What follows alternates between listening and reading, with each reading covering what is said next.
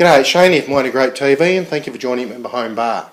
But more importantly, thank you for helping me spread McLaren Vale wines to the world. Today, a treat. I've had quite a few from the McLaren Vale Scarce Earth Project Shiraz, and this is from the 2011 vintage. I think it's the first one from the 2011 vintage I'm actually bringing to you on Mighty Grape TV, and for me, brand new producer called Wistmosa Wines. Might be hard to see the label. It is quite a dark label.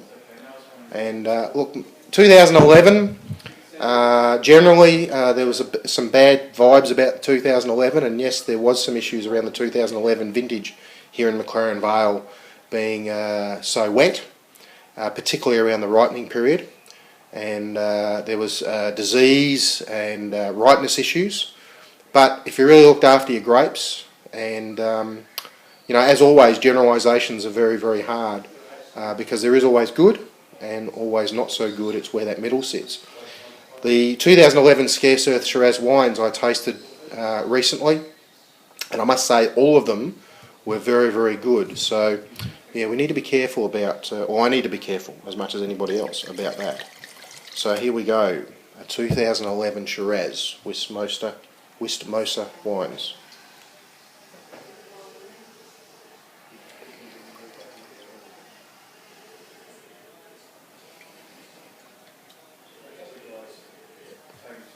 So there's a vast array of things happening here. There's a lot in this wine, in these aromas. I'm getting, you know, the typical plum characters, maybe some dark cherry.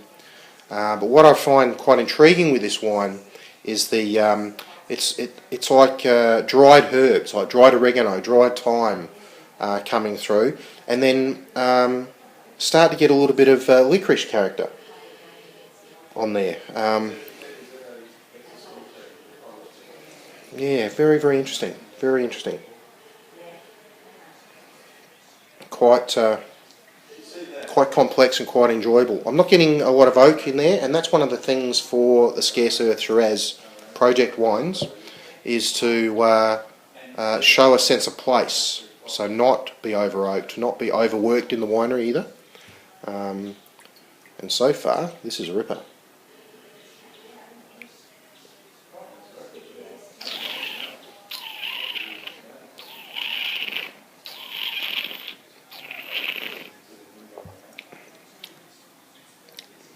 Yeah, this is coming along really well. In fact, I think this is better than when I tried it a month or two ago.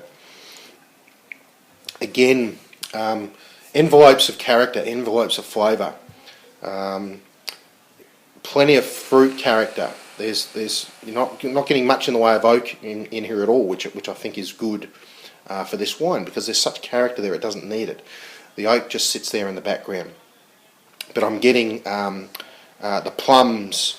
I'm getting the cherries, I'm getting chocolate, I'm getting a bit of blackness, so maybe a bit of blackberry coming through there as well, and some licorice at the end, and those dried herbs come through. But unlike the nose, I'm getting almost like a perfumey character, and I know that sounds strange, but it's the only way I can describe it. So I'm not getting that on the nose, but certainly getting that on the palate.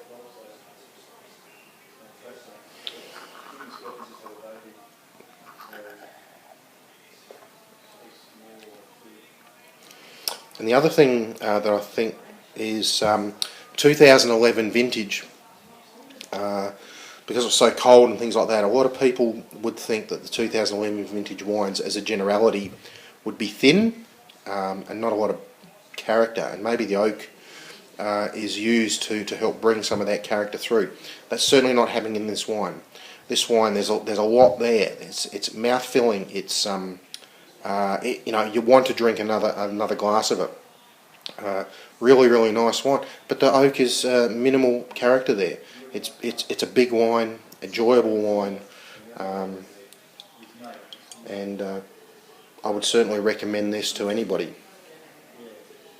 Look, I know it's $35 a bottle, which some people might say is at the high end, but I think for the Scarce Earth Project wines, it's round about what you call average or mean of the wines costs, and I think this is a beauty.